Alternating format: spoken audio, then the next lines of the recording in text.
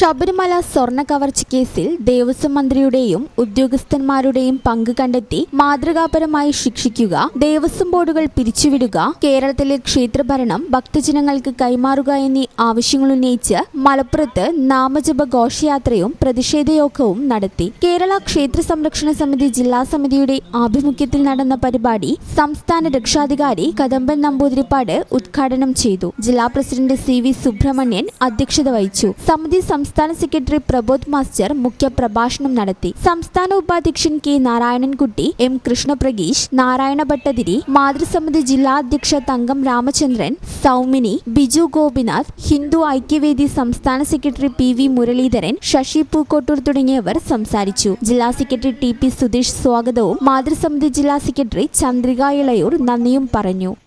എന്നതിനെ സംബന്ധിച്ച് ഒരു കാര്യവും നമ്മൾ അന്വേഷിക്കുന്നില്ല. പക്ഷേ ഗൗരവതരമായ ഇത്തരം പ്രശ്നങ്ങൾ നമ്മുടെ മുന്നിൽ വരുമ്പോൾ ഹിന്ദു ഉണർന്നേ പറ്റൂ.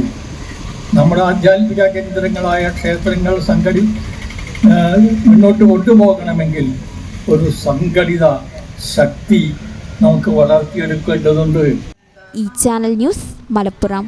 അമ്മേ, എനിക്ക് ഫസ്റ്റ് സാലറി കിട്ടി. അമ്മയ്ക്ക് എന്താ വേണ്ടേ? ഒന്നും വേണ്ടടാ. പറയമ്മേ. എന്നാ നീ ഒരു കാര്യം ചെയ്യും, KSF-ൽ ഒരു ചിട്ടി ചേരും. KSF? ഹായ് വേണുമാമ. എന്താ ഒരു ചിരി? നീ ഇരിക്കുന്ന MNC ജോലിക്കുള്ള എഞ്ചിനീയറിംഗ് ഡിഗ്രിയെ ചേച്ചി KSF ചേർന്ന് ഉണ്ടാക്കിയതാ.